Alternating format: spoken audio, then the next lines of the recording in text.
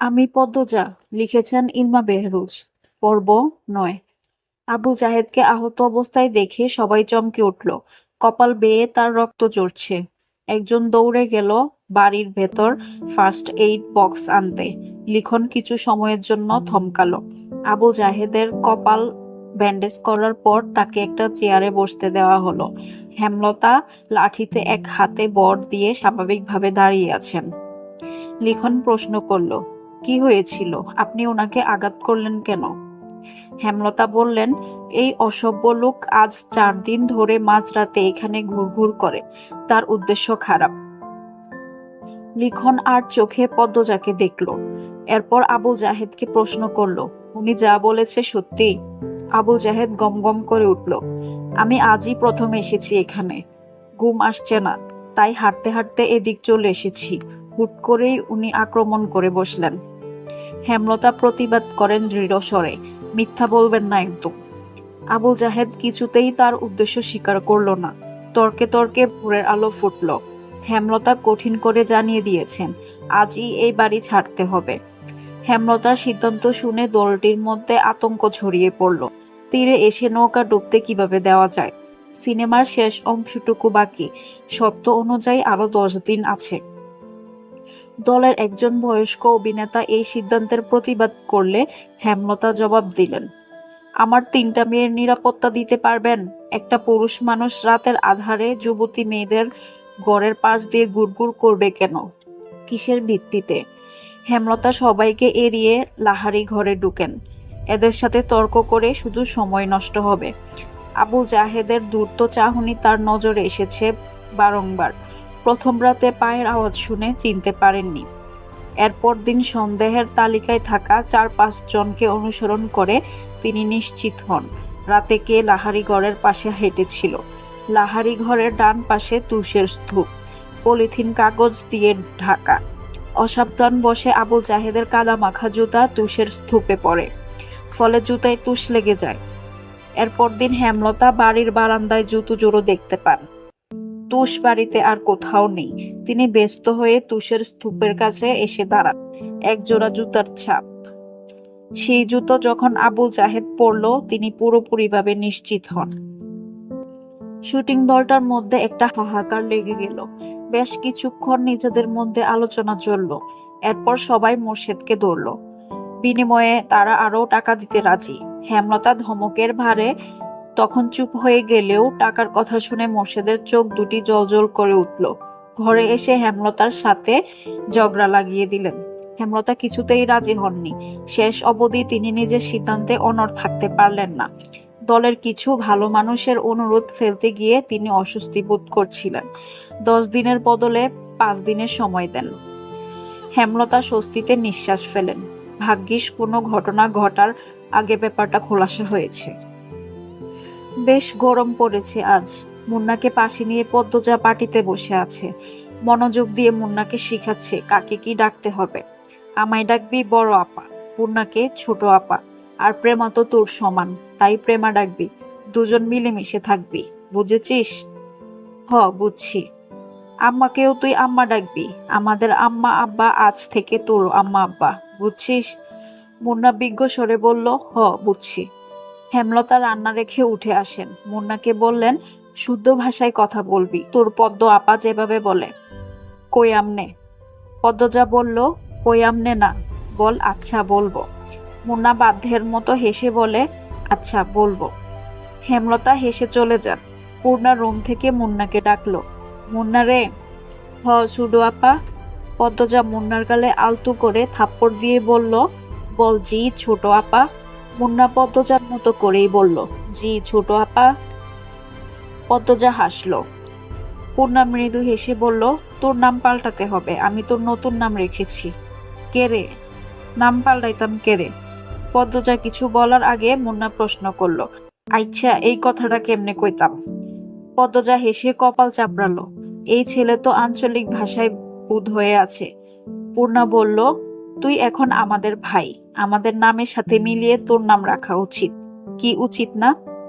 মুন্না দাঁত কেলিয়ে হেসে সায় দিল, হ, এজন্যই তোর নাম পাল্টাতে হবে। আজ থেকে তোর নাম প্রান্ত মোড়ল। সবাইকে বলবি এটা, মনে থাকবে? হ, মনে রাহাম। বল, আচ্ছা মনে রাখবো। আচ্ছা মনে রাখবো।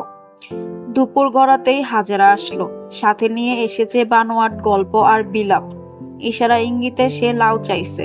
মোর্শেদ গতকাল সব লাউ বাজারে তুলেছেন, গাছে আর একটা ছিল। গড়ে চিংড়ি মাছ আছে, প্রান্ত লাউ দিয়ে চিংড়ি খাবে বলে ইচ্ছে প্রকাশ করেছে। হেমলতা হাসি মুখে শেষ লাউটা নিয়ে এসেছেন। এখন আবার হাজেরারও চাই। কেউ কিছু চাইলে হাতে থাকা সত্ত্বেও হেমলতা ফিরিয়ে দেননি, আজও দিলেন না। তিনি হাজেরাকে হাসি মুখে লাউ দিলেন। হাজেরা সন্তুষ্টি প্রকাশ করে চলে গেল। পদ্মজা মায়ের দিকে অসহায় চোখে তাকায়। প্রান্ত এই বাড়িতে এসে প্রথম যা চাইল তাই পেল না। মনের উপর নেতিবাচক প্রভাব পড়বে না তো? হেমলতা পদ্মজার দৃষ্টি বুঝেও কিছু বললেন না। প্রান্তকে ডেকে কোলে বসান। ছেলেটাকে দেখতে বেশ লাগছে। দুপুরে তিনি গোসল করিয়েছেন। মনে হয়েছে কোনো ময়লার স্তূপ পরিষ্কার করা হচ্ছে। জন্মদাতার মৃত্যু প্রান্তের উপর বিন্দুমাত্র প্রভাব ফেলল না, এজন্য কেউই অবাক হয়নি। বাপ ছেলের শুধু রাতেই একসাথে থাকা হতো। অনেক রাত প্রান্ত একা থেকেছে। এইটুকু ছেলে কত রাত ভয় নিয়ে কাটিয়েছে। হেমলতা আদুরে কণ্ঠে বললেন, একটা গল্প শোনাই, শুনবি? হুনাও। পদ্মজা প্রান্তের ভাষার ভুল ধরিয়ে দিল। হুনাও না, বল, শোনাও আম্মা। প্রান্ত মাথা কাত করে। এরপর হেমলতাকে বলল, শোনাও আম্মা। আমার ডাকটা শুনে হেমলতার বুক বিশুদ্ধ ভালো লাগায় ছেয়ে গেল। তিনি কণ্ঠে ভালোবাসা ডেকে বললেন, আমাদের একদিন মরতে হবে, জানিস তো? হ। জান্নাত জাহান্নামের কথা কখনো কেউ বলেছে? প্রান্ত মাথা দুই পাশে নাড়ালো। কেউ শোনায়নি। হেমলতা এমনটা সন্দেহ করেছিলেন। প্রান্ত এ সম্পর্কে জানে না। তিনি ধৈর্য নিয়ে সুন্দর করে জান্নাত জাহান্নামের বর্ণনা দিলেন। জান্নাতের বর্ণনা শুনে প্রান্তের চোখ দুটি জ্বলজ্বল করে উঠল। প্রশ্ন করল হাজারটা। হেমলতাকে জানায় সে জান্নাতে যেতে চায়, জাহান্নামে যেতে চায় না। হেমলতা বললেন, আচ্ছা, এখন গল্পটা বলি, মন দিয়ে শুনবি। প্রান্ত মাথা কাত করে হাসূচক সম্মতি দিল। হেমলতা বলতে শুরু করেন, একজন মহিলা একা বাড়িতে থাকেন। না, দুটি ছেলে মেয়ে আছে, খুব ছোট ছোট, খুব অভাব তাদের। ছোট একটা জায়গায় মাটির ঘর। ঘরের সামনে শখ করে একটা লাউ চারা লাগায়। লাউ গাছ বড় হয়, লাউ পাতা হয় অনেক। এই লাউ পাতা দিয়ে দিন চলে তার। কখনো সিদ্ধ করে খায়, নুন মরিচ পেলে শাক রেঁধে খায়। তো একদিন একজন ভিক্ষুক মহিলা আসলো। ভিক্ষুক মহিলাটি খায় না 2 দিন ধরে। লাউ গাছে লাউ পাতা দেখে খেতে ইচ্ছে করে। লাউ গাছের মালিক যে মহিলাটি, তাকে ভিক্ষুক বলে লাউ পাতা দিতে, রেঁধে খাবে। খুব অনুনয় করে বলে, মহিলাটির মায়া হয়। ভিক্ষুক মহিলাকে কথা শোনাতে শোনাতে কয়েকটা লাউ পাতা ছিঁড়ে দেয়। তার কয়দিন পর লাউ গাছের মালিক যিনি, তিনি মারা গেলেন। গ্রামবাসী সহ মসজিদের ইমাম মিলে দাফন করলেন। বুঝছিস তো প্রান্ত? হ। প্রান্ত মনোযোগ দিয়ে শুনছে। সে খুবই মনোযোগী শ্রোতা। হেমলতা বাকিটা শুরু করলেন। গ্রামের ইমাম একদিন স্বপ্নে দেখেন যে মহিলাটিকে তিনি দাফন করেছেন তার চারপাশে আগুন ধাউ ধাউ করে জ্বলছে, কিন্তু তার গায়ে আঁচ অবধি লাগছে না। মহিলাটিকে ঘিরে রেখেছে লাউ পাতা, যার কারণে আগুন ছুঁতে পারছে না। এই যে তিনি একজন ভিক্ষুককে নিজের একবেলা খাবারের লাউ পাতা দান করেছিলেন, সেই লাউ পাতা তাকে কবরের শাস্তি থেকে বাঁচাচ্ছে। জাহান্নাম থেকে বাঁচতে আমাদের অনেক ইবাদত করা উচিত। তার মধ্যে একটি হলো দান। সামর্থ্য অনুযায়ী দান করা উচিত, কাউকে ফিরে দেওয়া উচিত না। বোঝা গেছে? হ, বুঝছি। আমি দান করাম।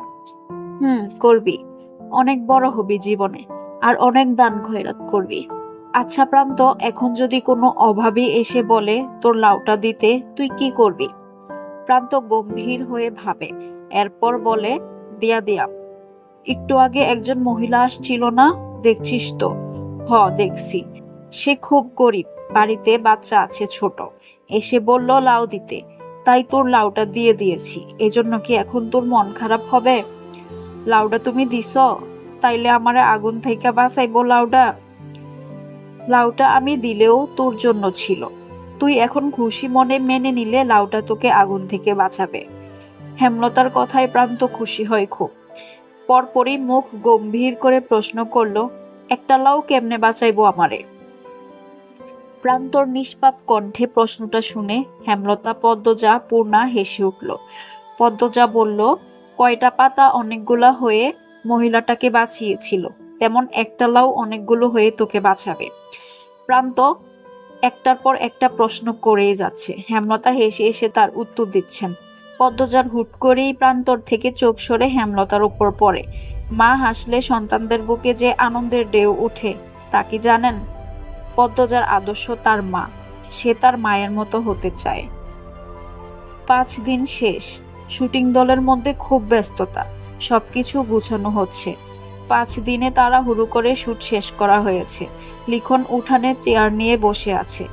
চিত্রা এসে তার পাশে বসলো। কাশির মতো শব্দ করলো লিখনের মনোযোগ পেতে। লিখন তাকালো, ম্লান মুখে প্রশ্ন করলো, সব গুছানো শেষ? শেষ। তুমি তো কিছুই গুছাওনি। বিকেলে রওনা দেব। আমার আর কি আছে গুছানোর, দুপুরেই শেষ করে ফেলবো। মন খারাপ? লিখন কিছু বলল না। লাহারি ঘরের দিকে তাকালো, দৃষ্টিতে শূন্যতা। কিছু ফেলে যাওয়ার বেদনা, বুকের বাঁ পাশে চিনচিন করে ব্যথা। চিত্রা হাত ঘড়ি পড়তে পড়তে বলল, ছোট বোনের সমান বলে ঠোঁট বাঁকিয়েছিলে, এখন তার প্রেমেই পড়লে। লিখন কিছু বলল না, দীর্ঘ নিঃশ্বাস ছাড়ল। চিত্রা বলল, পদ্মজা কিন্তু অনেক বড়ই, আগামী মাসে ওর 17 হবে শুনেছি। এই গ্রামে 17 বছর বয়সী অবিবাহিত মেয়ে হাতে গোনা কয়টা? পদ্মজার শ্রেণীর বেশিরভাগ মেয়ে বিবাহিত, আর খুব কম মেয়ে পড়ে। চিত্রার কথা অগ্রাহ্য করে লিখন বলল, তোমার বিয়েটা কবে হচ্ছে? বছরের শেষ দিকে, সব ঠিকঠাক থাকলে আর ভগবান চাইলে। কিছুক্ষণের মধ্যে সবাই ঢাকা রওনা দেবে। হেমলতা, মোর্শেদ বিদায় দিতে এসেছেন। দলটার 3-4 জনের চরিত্রে সমস্যা থাকলেও বাকিরা খুব ভালো। হেমলতার সাথে মিশেছে খুব, নিজের বাড়ি মনে করে থেকেছে, বাড়ি দেখাশোনা করেছে। লিখন হেমলতার আড়ালে একটি সাহসিকতার কাজ করে ফেলল। ব্যস্ত পায়ে লাহারি ঘরে আসলো। বারান্দায় বসেছিল পদ্মজা। লিখনকে দেখে ভয়ে তার বুক কেঁপে উঠল। পদ্মজাকে কিছু বলতে দিল না লিখন। সে দ্রুত বারান্দায় উঠে পদ্মজার হাতে একটা চিঠি গুজে দিয়ে জায়গা ত্যাগ করলো। পদ্মজা অনবরত কাঁপতে থাকে। পূর্ণা চৌকি থেকে ব্যাপারটা খেয়াল করেছে। সে হতভম্ব, ধীরে পায়ে হেঁটে আসে। পদ্মজার সারা শরীর বেয়ে ঘাম ছুটছে। হিতাহিত জ্ঞান শূন্য হয়ে পড়ে, হাত থেকে চিঠি পড়ে যায়। পূর্ণা কুড়িয়ে নিল। পদ্মজার গলা শুকিয়ে কাঠ। হেমলতা এসে দেখেন পদ্মজা হাঁটুতে থুতনি ঠেকিয়ে বসে আছে, কেমন দেখাচ্ছে যেন। তিনি উদ্বিগ্ন হয়ে প্রশ্ন করলেন, পদ্ম, শরীর খারাপ? মায়ের কণ্ঠ শুনে পদ্মজা ভয় পেল। বাতাসে অস্বস্তি, নিঃশ্বাসে অস্বস্তি। চোখ দুটি স্থির রাখা যাচ্ছে না, নিঃশ্বাস এলোমেলো। পূর্ণা পরিস্থিতি সামলাতে বলল, আম্মা, আপার মাথা ব্যথা। হুট করে এমন মাথা ব্যথা উঠল কেন? পদ্মরে, খুব ব্যথা? পদ্মজা অসহায় চোখে পূর্ণার দিকে তাকালো। আকস্মিক ঘটনায় সে ভেঙে পড়েছে। ডান হাত অনবরত কাঁপছে। হেমলতা তীক্ষ্ণ চোখে 2 মেয়েকে দেখেন। কঠিন স্বরে প্রশ্ন করলেন, কি লুকোচ্ছিস দুজন? কেউ এসেছিল? মায়ের প্রশ্নে পদ্মজার চেয়ে পূর্ণা বেশি ভয় পেল। হাতের চিঠিটা আরো শক্ত করে চেপে ধরল। কি লেখা আছে না পড়ে এই চিঠি হাতছাড়া করবে না সে।